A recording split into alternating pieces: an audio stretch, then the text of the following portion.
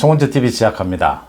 윤석열 대통령이 다음 달에 이 대법관 2명이 이제 사퇴를 하는데, 이 2명을 김명수가 제청을 해야 합니다. 이 대법관 후보 2명을. 여기에 대해서 사상 처음입니다. 이게 우리 헌정사에 있었던 적이 없습니다. 대법원장이 대법관 2명을 제청을 하는데 대통령이 임명을 거부하는 부분, 거부권을 대통령이 갖고 있습니다. 이걸 거부하는 것을 검토하고 있다 라고 하는 내용이 오늘 TV조선에 단독으로 보도가 됐습니다. 대통령이 대법원장이 제청하는 이 대법관 2명에 대한 임명 거부권, 우리 헌정사 처음으로 이 거부권을 행사할 것이냐, 행사할 것을 검토하고 있다 라고 밝힌 부분, 대통령실 관계자 이름으로 밝혔고 TV조선이 단독 보도를 했습니다. 이게 무슨 의미를 갖느냐? 일단 팩트부터 말씀을 드리겠습니다. 그러니까 8명의 후보를 최종 선정을 했습니다. 대법관 추천위원회에서 지난달 30일, 지금 다음 달에 2명이 퇴임을 합니다. 그래서 이 2명의 후임으로 8명을 후보자로 지금 선정을 했습니다.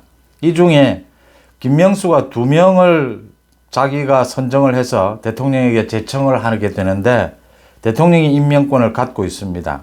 그동안은 사전 조율을 통해서 또 사법부 존중, 사법부를 존중한다 이런 의미에서 대법원장이 제청을 하면 대통령이 임명을 하는, 이게 거의 관례였습니다. 대통령이 거부권을 행사한다라는 것은 상상할 수가 없었습니다. 왜냐하면 그 전에 사전 조율을 충분히 통했고, 또 대법원 부분, 이 사법부를 존중한다라는 의미에서 이게 관례가 되어 왔습니다. 그런데 이 관례를 깰 수도 있다. 관례를 깨겠다. 필요하다면 이걸 지금 대통령실에서 밝힌 겁니다. 이 8명의 후보를 추렸는데, 이 8명의 후보 가운데 지금 김명수의 소위 편향적인, 김명수의 편향적인 것은 뻔합니다. 이게 지금 우리법연구회, 또 그 다음 후신인 국제인권법연구회 출신, 또 이게 진보냐 보수냐 이렇게 나누면 지금 진보 쪽으로 완전히 기울어져 있는 이런 인사들이 많다라고 하는 겁니다. 보수나 중도 보수 이런 성향은 대한변협에서 높은 점수를 준 이런 인사들은 모두 배제가 됐다. 그래서 지금 김명수가 또 국제인권법 연구회 출신이나 중앙선관위원도 있습니다. 이 중앙선관위원 이런 사람들을 추천하지 않을까. 그러면 그러지 않아도 지금 김명수 사법부가 불공정하다, 국제인권법 출신 이런 판사들을 요직에 임명을 하고 주요한 조국이나 송철호 이런 사건에 그 재판을 맡겨서 재판 시간 끌기, 또 재판 결과가 내용이 불공정하다, 국민들이 도저히 납득할 수 없는 그런 결과들이 나오고 있다. 이 부분을 좀 바로잡아야 한다라는 지금 많은 국민들의 지적, 이 부분을 윤석열 대통령이 받아들인 겁니다. 그래서 이게 지금 추측컨대, 첫째, 김명수와 지금 대통령실이 차기 대법관을 제청하는 데 있어서 사전에 충분히 협의가 잘 되지 않는다라는 걸 의미합니다. 그 다음 2번째, 김명수가 협의 당연히 지금 안 될 겁니다. 김명수 사법부와 어떤 지금 협의를 할 수가 있겠습니까? 김명수가 굉장히 한쪽으로 기울어져 있는 또 이런 대법관을 추천할 가능성이 매우 높다. 그래서 대통령실이 선제적으로 이렇게 하면 거부권을 행사하겠다 라고 밝힌 겁니다. 김명수에 대해서 윤석열 대통령이 정면으로 김명수 사법부의 불공정성을 짚은 겁니다. 이런 식으로 계속 가면 대통령의 고유 권한입니다. 거부권을 행사하겠다라는 걸 분명히 밝힌 겁니다. 지금 국회에서 민주당이 말도 되지도 않는 법안을 만들어내는 것은 대통령이 거부권을 행사하고 있습니다. 또 사법부에서 김명수가 이렇게 지금 대법관들을 자기의 성향에 맞는 한쪽으로 완전히 기울어진 이런 사람들을 계속 추천하는 것에 대해서도 거부권을 아직 행사한 것은 아닙니다. 우리 헌정사 처음으로 거부권을 행사할 수도 있다라고 경고를 날린 겁니다. 김명수에 대해서. 김명수가 이렇게 되면 자기 고집을 부릴 수가 없을 것이다. 또 지금 빠른 시간 내에 이 대법관들이 많이 바뀌게 됩니다. 그 부분에 대해서 윤석열 대통령의 의지를 보인 것이고, 이 사법부의 공정성, 그 다음 김명수가 오는 9월 사퇴를 합니다. 아마 차기 대법원장에 대해서 민주당이 또 이건 국회 동의를 받아야 합니다. 대통령이 마음대로 임명을 할 수가 없습니다. 아마 민주당이 동의를 해주지 않고 목리를 부릴 겁니다. 그 부분까지를 예상해야 한다.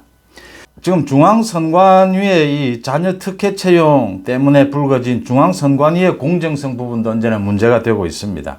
김명수 사법부의 불공정성은 어제 오늘 이야기가 아닙니다. 이제 이걸 좀 바로잡아야겠다. 이걸 지금까지처럼 사법부의 독립, 중앙선관위도 마찬가지입니다. 우리나라 법치의 최종 보루다, 사법부다, 이런 식으로 접근해서는 해결을 할 수가 없다라고 하는 겁니다. 그러니까 문재인 정권 5년 동안 김명수 사법부가 이 사법부의 공정성을 완전히 훼손시켜 버렸다고 하는 겁니다. 그래서 좀 더 적극적으로 나설 필요가 있다. 지금 이 사법부가 문제가 생기면 그걸 견제할 수 있는 것은, 국민 여론에 앞서서 견제를 할 수 있는 것은 국회와 대통령뿐입니다. 그런데 국회는 지금 민주당이 장악하고 있습니다. 김명수 사법부의 이 불공정성을 견제할 수 있는 유일한 지금 기관이 대통령실이고 윤석열 대통령입니다. 윤석열 대통령이 그 부분을 하겠다. 더 이상 김명수 사법부의 이 불공정성을 지켜보지 않겠다. 김명수 사법부의 불공정성을 바로잡는 것이 우리 사법부의 독립, 중립, 사법부를 존중하는 것이다. 오히려 이 부분에 대해서 윤석열 대통령이 메시지를 낸 것이다. 이렇게 보입니다. 김명수 사법부를 완전히 바꾸겠다. 지금 중앙선관위를 완전히 바꾸겠다. 바꿀 수밖에 없습니다. 지금 많은 비리도 드러났고, 이 부분에 대해서 분명하게 국민들을 향해서 메시지를 냈다라고 보입니다. 김명수를 정리해야 한다. 여기서 제가 한 발짝 더 나아가면 김명수가 지금 법관들, 이 판사들의 인사를 통해서 이 재판 불공정하게 재판을 끌어가는, 시간 끌기를 하는 이런 부분에 대해서 좀 더 적극적으로 김명수가 위법한 부분이 없는지, 또 김명수의 개인적인 비리는 없는지에 대해서 철저히 좀 추궁할 필요가 있다. 이게 언제나 그렇습니다. 보수 또는 국민의힘 쪽에서는 이 사법부의 독립, 기존의 어떤 가치, 이런 부분들을 존중해온 그런 것들이 있습니다. 그런데 지금 문재인 정권 5년을 거치면서 이런 사법부, 중앙선관위, 기존의 어떤 권위가 다 무너져 버렸습니다. 그러니까 중앙선관위의 공정성, 사법부의 공정성을 지금 다시 바로잡는다라는 게 국민의힘에 유리하도록, 국민의힘의 편에 서도록 그렇게 하겠다라는 것이 아닙니다. 윤석열 정부에 유리하도록 아닙니다. 공정하게 하자는 겁니다. 내년 총선에서 국민의힘, 민주당 어느 쪽에도 기울지 않고 공정한 중앙선관위를 만들자. 사법부 마찬가지입니다. 어느 국민에게나, 5천만 전국 어느 국민에게나 공정한, 신뢰받을 수 있는 그런 사법부를 만들자라는 게 지금 윤석열 대통령이 이 김명수에 대해서 강력한 경고를 날린 그 배경이다. 이렇게 해석을 합니다. 김남국 문제가, 코인게이트의 김남국 문제가 조금 바뀌고 있습니다. 김남국이 버티기에 들어갔습니다. 이재명을 비롯한 민주당도, 김남국을 비호해왔던 민주당도 김남국의 이 버티기에 이렇게 지원하는 이 색깔이 조금 바뀌었습니다. 그러니까 검찰이 일단 김남국이 가장 보유를 많이 했던 이 위믹스를 발행한 위메이드를 압수수색을 했습니다. 그러니까 김남국의 이 코인 거래에 대한 거래 내역을 검찰이 거의 모두 확보를 한 것으로 보입니다. 이제 김남국에 대해서 검찰이 영장을 발부받을 때 내건 정치자금법 위반, 조세 포탈, 범죄 수익 은닉, 이런 부분들을 밝혀낼 수 있느냐, 이게 지금 관건이 됐습니다. 이 코인과 관련해서는 아직 법이 정치하게 마련되어 있지를 않습니다. 그래서 이게 분명히 문제가 있는데, 이게 위법성이 있는데도 처벌을 할 수 있느냐는 또 다른 문제입니다. 법에 정해져 있어야 하기 때문입니다. 그런데 그 부분들이 아직 잘 정비되어 있지 않기 때문에 김남국에 대해서 검찰이 과연 어떤 혐의로 걸 것이냐, 지금 정치자금법으로는 걸리지 않았느냐, 압수수색 영장이 발부된 것도 정치자금법 위반, 이 부분이 걸리지 않았겠느냐, 이렇게 추측이 되는데, 이 정치자금법을 넘어서는 검찰이 어떤 혐의를, 증거를 잡아낼 수 있느냐가 지금 관건입니다. 이 부분을 바라보는 이제 시각입니다. 김남국은 일단 자진 사퇴는 하지 않겠다라고 버티고 자신이 지금 그러니까 국회 윤리특위에 출석을 해서 필요하면 모두 소명하겠다 이렇게 밝히는 걸로 봐서 자진 사퇴 생각은 전혀 없습니다. 또 김남국과 이재명 측은 지금 검찰이 이 거래 내역을 모두 확보했다 하더라도 자금 세탁이나 대선 자금이 세탁이 되는 부분이 있는 것이 아니냐. 또 코인이나 이 게임 업체로부터 로비를 받은 흔적 이런 부분에서 자신을 하는 것입니다. 그러니까 걸려들지 않을 수 있다. 지금 이렇게 보고 그대로 밀어붙이자 이렇게 생각한 것으로 보입니다. 국회 윤리특위에서 저렇게 징계를 한다라고 해봐야 제명까지는 못 갈 것이다. 제명은 지금 국회 제적의원 3분의 2의 찬성을 받아야 합니다. 그건 어렵다. 200명입니다. 그렇다고 본다면 김남국이 지금 노리는 것은 많아봐야 뭐 한 달 그 출석 정지일 것이다. 그 정도는 감수하겠다. 이렇게 지금 작전을 바꾼 겁니다. 그래서 김남국을 비호해왔던 양유원영 또 안민석 이런 사람들이 말을 바꿨습니다. 이제 어제부터 나와서는 김남국이 그동안은 김남국이 뭐 잘못한 게 뭐가 있느냐, 김남국은 착하다 뭐 이런 소리를 하다가 어제부터는 이 작전을 바꾼 겁니다. 김남국이 좀 잘못한 건 있다. 그런데 이게 제명까지 갈 것이냐, 국회에서 징계는 해야 한다. 징계를 지켜보자. 적정한 징계가 어디겠느냐. 지금 이런 식으로 이제 자진 사퇴도 거부하고 국회 징계에 가봐야 제명까지는 가지 않을 것이다. 한 달 뭐 출석 정지는 받으면 되지. 그 다음 검찰이 결정적인 것은 잡아내지 못할 것이다. 지금 이런 배경을 깔고 있는 겁니다. 이렇게 작전을 바꿨다. 이재명의 총괄 지시가 있었지 않느냐.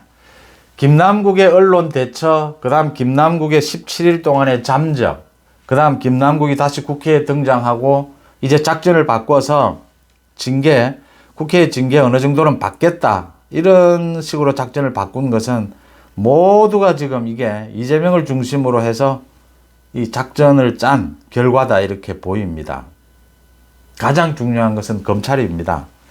이게 수사가 어려울 겁니다. 이게 아주 정밀하게 법적으로 처벌할 수 있는 이런 법적 조항이 아직 정비되어 있지 않는 상황에서 이 김남국의 자금 세탁이나 이 로비 의혹 이 부분을 밝혀낼 수 있느냐. 정치자금법 이걸 넘어서서 범죄 수익 은닉 이런 부분으로 갈 수가 있느냐. 뇌물로 갈 수가 있느냐. 결국은 이제는 변수가 검찰의 수사입니다. 검찰 수사 결과 거래 내역을 모두 확보를 했으니까 검찰 수사 결과 또 중간 발표에서 어떤 내용이 나오느냐에 따라서 김남국의 국회에서의 징계도 달라질 것이고 김남국을 바라보는 지금 김남국과 이재명의 저 결탁 의혹 부분 저 부분에 대해서도 다른 이제 국민들의 여론이 형성이 될 것이다 이렇게 보입니다. 국민들 절대 다수가 김남국은 국회의원직 자격이 없다. 사퇴해야 한다. 70%가 이렇게 이야기하는데도 이걸 버티겠다라는 겁니다. 이재명이 지금 김남국 이 부분을 버티겠다. 더 나아가서 당 내에서도 지금 이재명에 대해서 이선 후퇴 계속 이야기가 나오는데도 또 버티겠답니다. 그러니까 혁신위를 만든다라고 했다가 혁신위도 뭐 많은 권한을 줘라라고 하니까 이재명이 못하겠다 이런 식으로 버티는 겁니다.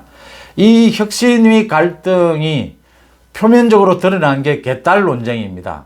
개딸들과 손절하라라고 하니까 이재명이 못하겠다라고 해서 개딸 논쟁은 또 다시 시들해지고 이제는 상임위원장 논쟁이 붙었습니다.